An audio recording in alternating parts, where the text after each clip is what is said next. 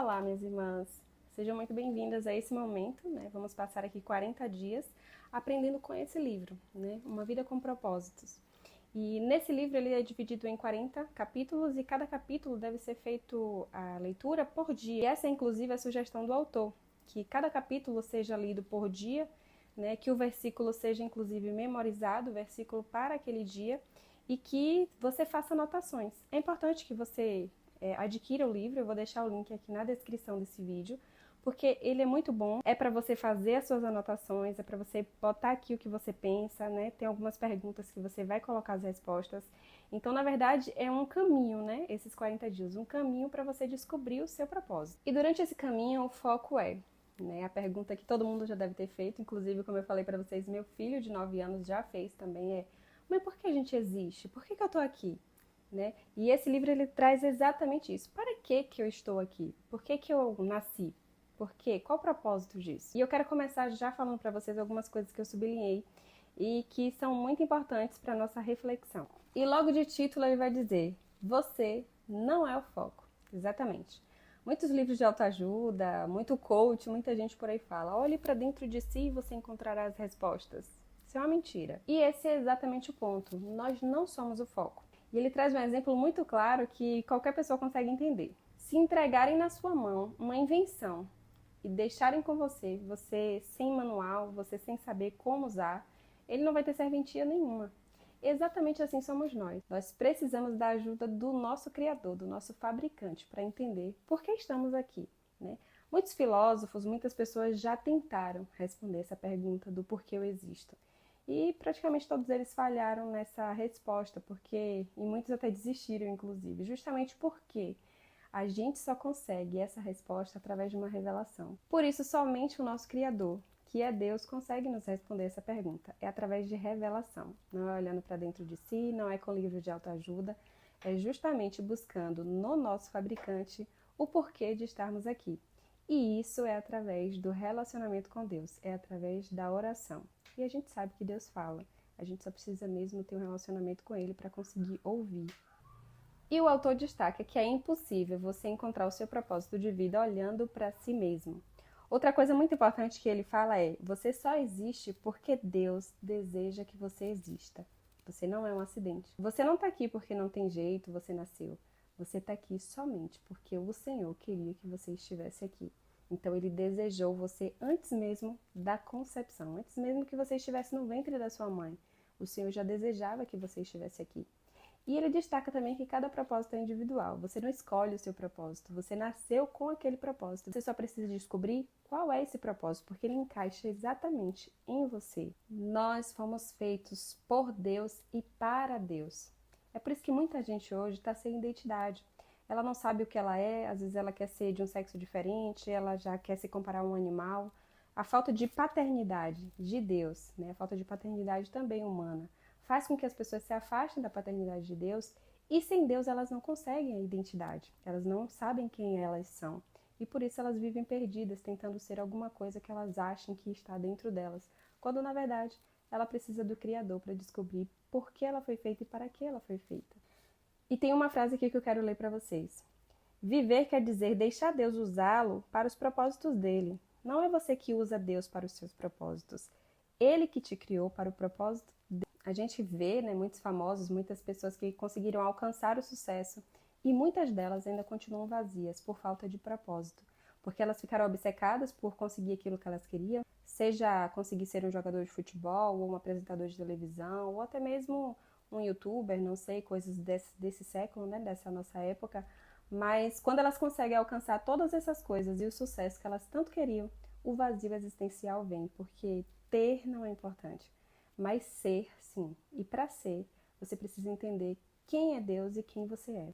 Ele cita que existem 5 propósitos pelos quais estamos aqui.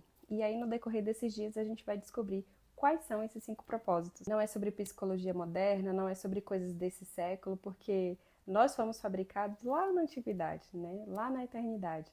Então, não são coisas atuais. Por isso, muitas vezes, as coisas desse presente século acabam atrapalhando, né? Acabam desvirtuando as pessoas do próprio ser, da própria identidade delas, porque elas querem buscar nelas ou nas coisas, quando na verdade a gente precisa buscar do alto.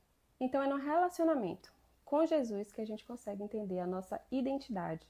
Tem uma frase após o exemplo que ele dá aqui de uma pessoa que sentiu um vazio tão grande, que ficou tão desafiador, tão atrapalhado, né, na mente dele, o porquê eu estou aqui, quem eu sou, que ele ouviu dentro dele, que ele precisava buscar a Deus, porque ele foi criado por Deus e para Deus. E aí no final ele diz: você deve ter se sentido perdido a respeito do seu propósito na vida. Então parabéns. Por que parabéns? Você está prestes a caminhar para a luz. Então não é na organização, não é quando a vida está toda bonitinha e dando tudo certo que você consegue alcançar o seu propósito.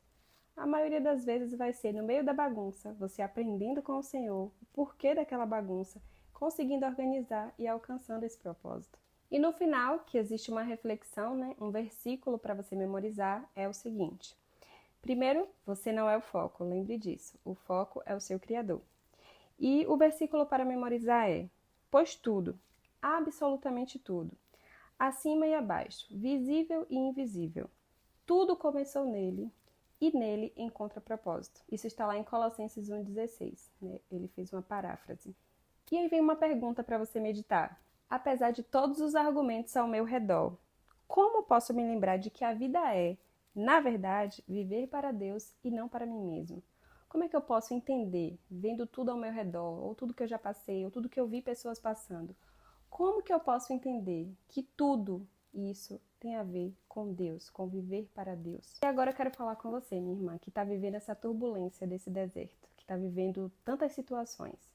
Você tem focado só nos erros do seu marido, naquilo que ele está fazendo, e isso tem te deixado sem paz, te deixa ansiosa? Ou você já entendeu que o teu marido agora é um problema de Deus e que você agora precisa somente buscar o teu relacionamento com Deus, ter paz em meio a toda essa guerra, a todas essas questões que o seu marido envolve você, muitas vezes envolve os filhos, e buscar intimidade, descobrir tua identidade em Deus? Porque muitas vezes as irmãs não entenderam ainda quem são. Inclusive, existe uma grande parte das irmãs que ficam: ah, Raquel, mas se eu tivesse lido esse livro antes, ou tivesse feito essa oração antes, ou tivesse ido para aquele compromisso, meu marido talvez não tivesse saído de casa. Quando, na verdade, desde antes de você nascer, Deus já sabia o que iria acontecer. Muitas de nós escolhemos o marido pela emoção, pela paixonite do momento. Não buscamos no Senhor, não buscamos saber se era da vontade do Senhor, não buscamos estar na presença de Deus. Muitas pessoas se converteram depois que já eram casadas. Então, a gente às vezes quer atribuir a Deus: Senhor, por que eu estou passando por isso? Né? E se Deus pudesse responder: filha, você não me procurou para saber se era para casar com ele ou não. Então agora, entende que você precisa viver um processo comigo. Não tem a ver com seu marido, tem a ver com você viver um processo comigo. E nesse processo, eu vou te mostrar quem você é, quem você precisa ser em mim, e ele quer te mostrar também o porquê você está aqui. Não é só para trabalhar, cuidar dos filhos, ser casada. Existe um propósito maior e ele quer te direcionar para esse propósito. Muitas pessoas têm a sorte, vamos dizer assim, né? Divide uma família com a base cristã, que entende os princípios, que aplica os princípios com os filhos. E desde cedo eles já entendem porque estão aqui, qual o propósito de vida deles, e conseguem seguir isso antes mesmo de casar. Mas a maioria das pessoas, assim como você e eu, né, não teve essa base, não teve essa experiência desde cedo. E hoje precisou passar por várias situações na vida, por falta de maturidade, por falta de propósito, por falta de relacionamento com Deus. E estamos chegando aqui hoje, né, nesse momento de deserto, para descobrir o nosso propósito. E além de descobrir nosso propósito, nós entendermos que o Senhor, Ele continua no controle de todas as coisas. E em resumo, são essas três coisas. Primeiro, você não é o foco é o seu Criador. A segunda coisa é: existe um propósito que se encaixa perfeitamente em você. E ele vem por revelação, porque só o teu Criador pode te dizer qual é. E a terceira: você está no meio dessa bagunça agora, mas não se importe, agora você consegue caminhar para a luz. Porque muitas vezes é no meio do nosso deserto que o Senhor vai trazer a gente para um relacionamento verdadeiro com Ele. E nesse relacionamento, é ali que a gente vai conseguir entender o porquê existimos, o porquê estamos aqui.